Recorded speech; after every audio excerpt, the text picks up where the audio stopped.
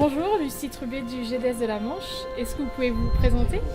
Moi je m'appelle Yann Adam, je suis le directeur du Polypique de Saint-Lô. Le Polypique est une structure à multiples facettes avec des activités à la fois de chevaux en permanence sur le site, que ce soit dans le haras historique avec un centre de reproduction d'équidés ou un centre d'entraînement de chevaux de saut d'obstacles. Un site événementiel avec de nombreux chevaux qui viennent toute l'année. On a 30 000 engagés sur nos concours, sur 180 jours de concours à l'année. Et un centre équestre qui regroupe à peu près une centaine de chevaux. La biosécurité est essentielle pour des sites comme les nôtres. Comme je le disais, on regroupe de nombreux équidés avec des statuts sanitaires très différents. Il est essentiel de pouvoir garantir à l'ensemble des cavaliers et des éleveurs qui viennent sur le site que leurs chevaux ne prendront pas de risques sanitaires, et particulièrement pour les maladies contagieuses qui sont spécifiques au cheval.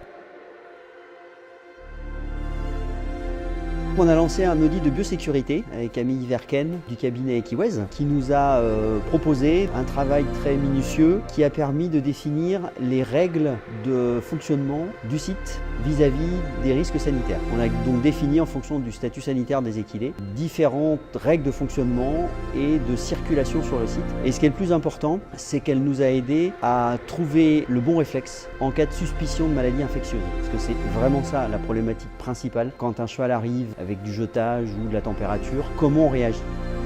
Et puis l'autre élément qui aussi a été mis en place, c'est tout un principe de désinfection adapté en fonction du besoin et en fonction du rythme de curage des box. Donc on a mis en place un produit au spectre large et avec un dosage adapté qui permet de désinfecter les box toutes les semaines sans pour autant les carchériser au préalable puisque c'est pas possible. On a vraiment des rotations qui sont très importantes, notamment sur la partie événementielle. Donc on ne peut pas carchériser, attendre que ça sèche et désinfecter derrière. Donc on a adapté une procédure spécifique pour que la désinfection soit quand même efficace malgré cela. Depuis ce temps-là, malgré les épisodes de rhinopneumonie ou de gourme qu'on peut avoir à droite à gauche, le site a été préservé. Donc je vous présente ici une petite remorque qu'on a achetée justement dans le cadre de l'audit de biosécurité qui nous permet une désinfection rapide. On l'attelle sur les petits tracteurs et on a 2 rampes qui permettent d'aller très vite et surtout dans les box de pouvoir toucher toutes les parois. Donc on a mis en place un système d'affichage sur l'ensemble du site, très visible. Là on est au niveau des box. Des messages très simples. Le plan de biosécurité, c'est l'affaire de tous. Je pense que c'est le premier message. C'est-à-dire que c'est bien que le Polypique de Saint-Lô s'y mette, mais il faut que tous les acteurs jouent le jeu.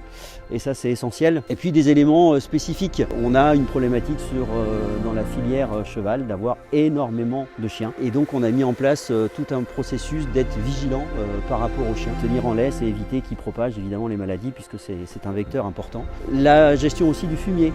Puisque quand on arrive avec son camion, des fois on laisse ça sur le parking, comme ça on a nettoyé le camion ici plutôt que de le faire chez soi. Il y a aussi des procédures, alors ça paraît évident, mais des procédures simples de dire on ne dépose pas son fumier sur des sites comme ça. C'est aussi des occasions de propagation de maladies. On a aussi, puisque le site est à la fois accueil des cavaliers de l'extérieur, mais a aussi des permanences sur site, demandé à ce que certaines carrières soient réservées à nos cavaliers du site. Il y a des grands panneaux à l'entrée où certaines carrières sont réservées à nos cavaliers pour éviter justement des contaminations, puisqu'ils ont des statuts sanitaires différents. Et puis enfin, comme je le précisais déjà, les procédures en cas de suspicion de maladie infectieuse. Ne pas cacher quand on a un cheval qui arrive avec de la température. Il faut faire le contraire, il faut le dire, et surtout pas le cacher.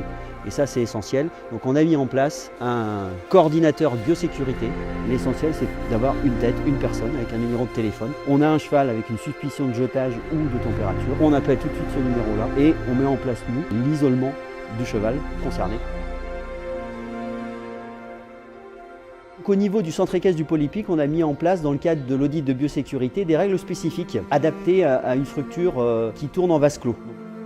On a demandé à nos propriétaires de vacciner leurs chevaux avant de les introduire sur le site avec leur rappel en rhinopneumonie. Et on a aussi défini des règles d'introduction et notamment une phase de quarantaine, c'est-à-dire pendant 1 semaine, on l'isole dans un box, on s'assure qu'il ne déclenche pas de température ou de jetage pour pouvoir l'introduire ensuite dans l'ensemble des barnes du centre équestre.